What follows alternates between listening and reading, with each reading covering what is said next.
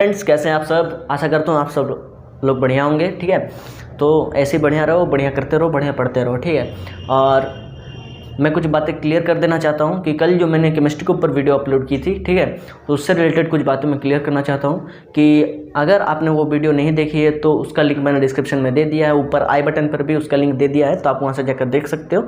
और उसके PDF को डाउनलोड करने के बाद अगर आपको कुछ कमी दिखती हो तो हमें सजेस्ट कीजिए कि ये कमी है, तो हम उसको फुलफ़िल कर देंगे। ठीक है, और आपको अगर लगता है कि कहीं कुछ इक्वेशन छूट गया है, कुछ चैप्टर में इक्वेशन था उस PDF में नहीं दिया गया है, अगर आपको लगता है कि कुछ इक्वेशंस छूट गए हैं तो आप हमें कमेंट में, उस वीडियो के कमेंट में बता दीजिए, हम वो ऐड कर देंगे अगर कोई इक्वेशन छूट गया है। क्योंकि इतने सारे चैप्टर्स है, 5 चैप्टर्स है। ठीक है, तो 5 चैप्टर्स में इतने सारे इक्वेशन है, अगर मुझसे उस PDF को बनाते वक्त कुछ इक्वेशन छूट गए हैं तो आप देख लेना। ठीक है, क्योंकि पढ़ते पढ़ते तो आपको पता चल ही जाएगा कि कौन सा इक्वेशन उस PDF में दिया है मैंने और कौन सा नहीं दिया है। तो अगर आपको कहीं दिखता है कि कुछ इक्वेशन छूट गए हैं तो आप मुझे ज़रूर उस वीडियो को कमेंट में बताना, मैं उसे ऐड कर दूंगा उस इक्वेशन को। ठीक है, ये सारी बातें थी जो कल मैंने वीडियो अपलोड की थी। ठीक है, और एक बात है कि मैंने कुछ इक्वेशंस थे, केमिकल इक्वेशंस थे, उन्हें इंपॉर्टेंट करके टिक कर दिया था। तो ऐसा मत करना कि जो इंपॉर्टेंट करके टिक किया गया है उसी को पढ़ना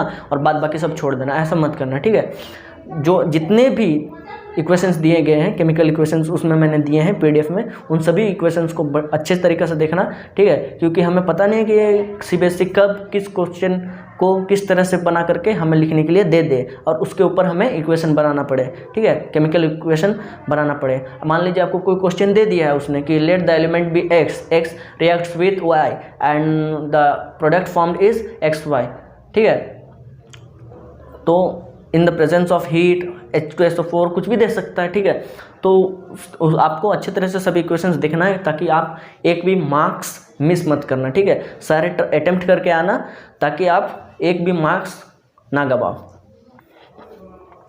तो यही सारी बातें मैं उस वीडियो से रिलेटेड इस वीडियो में बताना चाहता था, उस वीडियो में नहीं बता पाया था, इसलिए अभी मैं इस वीडियो में बता दे रहा हूँ। ठीक है, सो फ्रेंड्स, बिना किसी देरी के वीडियो को शुरू करते हैं। और जैसे कि आप टाइटल में देखकर समझ ही चुके होंगे कि आज का जो वीडियो है वो बायोलॉजी से रिलेटेड है, उनके डायग्राम से रिलेटेड है। ठीक है, तो ज़्यादातर बच्चे क्या करते हैं, इनफैक्ट मैं भी वही करता था, एग्ज़ाम से पहले बस मैं डायग्राम देख कर चला जाता था कि डायग्राम अच्छा, ये डायग्राम ऐसा है, इस डायग्राम को इस जगह पे बनाना है और ये जो पार्ट है इसको इस नाम से लेबल करना है। बस मैं देखता था, प्रैक्टिस नहीं करता था। तो ये मेरी सबसे बड़ी गलती थी। मेरी जैसी गलती आप मत करना, आप प्रैक्टिस करके जाना, आप देख कर सिर्फ मत जाना। क्योंकि डायग्राम देखने में ईजी लगता है कि अरे यार मैं तो ये बना लूँगा, लेकिन सिर्फ देखने में ईजी लगता है, लेकिन जब आप एग्ज़ाम में बैठते हो, अगर आपने प्रैक्टिस नहीं की है तो उस वक्त क्या होता है मैं आपको बताता हूँ। उस वक्त हम अपने माइंड में डायग्राम तो सोच लेते हैं, अपने माइंड में डायग्राम बन जाता है। ठीक है, लेकिन वो पेज पे उतरता नहीं है, पेज पे बना नहीं पाते हैं।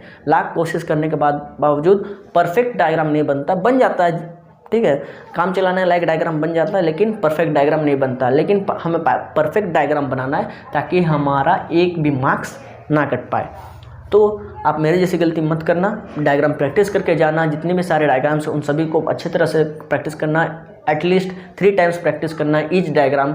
और सभी डायग्राम जो इम्पॉर्टेंट है वो मैंने PDF में दे दिए हैं और सारे डायग्राम्स मैंने दिए हैं, लेकिन कुछ कुछ इंपॉर्टेंट करके मैंने टिक कर दिए हैं। जो डायग्राम्स इंपॉर्टेंट है, जिसके आने के चांसेस ज़्यादातर हैं, ठीक है, जिनके आने के चांसेस मैक्सिमम है कि हाँ ये आ सकता है बोर्ड एग्जाम्स में क्लास 10th का, तो उसको मैंने इंपॉर्टेंट करके टिक कर दिया। लेकिन आप ऐसा मत करना कि इंपॉर्टेंट को देखो और बाकी सबको नज़रअंदाज कर दो, ऐसा मत करना, क्योंकि कुछ भी डायग्राम बनाने के लिए आ सकता है।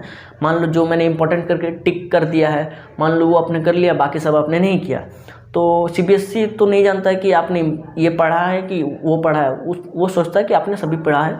ठीक है, तो वो कुछ भी डायग्राम दे सकता है। तो आप ये समझोगे कि इंपॉर्टेंट मैं पढ़ के चला जाऊँगा, बाद बाकी नज़रअंदाज करूँगा, ये नहीं। तो सभी डायग्राम्स पे इक्वली ध्यान देना, किसी को भी मत छोड़ना, सभी को 3 टाइम्स प्रैक्टिस करना। ठीक है, बढ़िया से प्रैक्टिस करना, एग्ज़ाम से पहले भी एक बार प्रैक्टिस कर लेना, क्योंकि आपने अगर पहले प्रैक्टिस की होगी और एग्ज़ाम से पहले प्रैक्टिस नहीं की तो थोड़ी बहुत दिक्कत आ सकती है। लेकिन एग्ज़ाम के 2 दिन पहले अगर आप थोड़ी बहुत एक बार होने से भी प्रैक्टिस कर लोगे तो वो माइंड में रिफ्रेश हो जाएगा और आपको एग्ज़ाम में कोई दिक्कत नहीं होगी। ठीक है, लेकिन एटलीस्ट आप अभी, ठीक है, जनवरी फरवरी ये जो महीने आने वाले हैं इनमें प्रैक्टिस कर लेना आराम से, एटलीस्ट 3 टाइम्स अपने से बनाने का कोशिश करना, ठीक है। एक बार देख के बना लेना, देख के बनाने के बाद एक बार जहाँ से आपने देखा है उसको बंद कर देना, ठीक है। पीडीएफ में भी मैंने दे दिया है, तो अगर आप पीडीएफ से देख के बना रहे हो तो उसको भी बंद कर देना है। फर्स्ट टाइम आप जब बनाओगे तो देख के बनाना, उसके बाद बंद कर देना। उसके बाद सेकंड टाइम ट्राई करना कि आप खुद से बनाने का ट्राई करो, ठीक है। उसके बाद आप देखना कि कुछ कुछ जगह आप बनाने सीख रहे हो और कुछ कुछ जगह मिस हो रही है, कुछ जगह आपको नहीं बन रही है, ठीक है।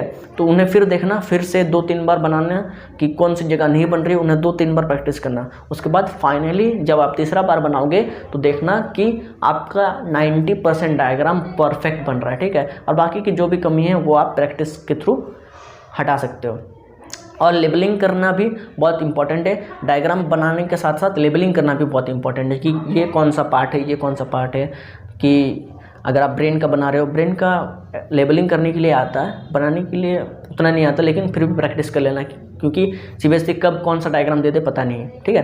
तो सभी प्रैक्टिस करके जाना, कुछ भी डायग्राम मत छोड़ना, सभी को 3-3 बार प्रैक्टिस करके जाना। और एग्ज़ाम से पहले एक बार ज़रूर प्रैक्टिस करना, ताकि आप डायग्राम में एक भी मार्क्स मत कटवाना मेरी तरह। डायग्राम भी बहुत इंपॉर्टेंट है, क्वेश्चन आंसर के साथ साथ, कॉन्सेप्ट्स के साथ साथ, जितने भी कॉन्सेप्ट्स है बायोलॉजी में सबको समझना भी ज़रूरी है, डायग्राम भी ज़रूरी है। So all the best, prepare well, all the best for your exams, good bye.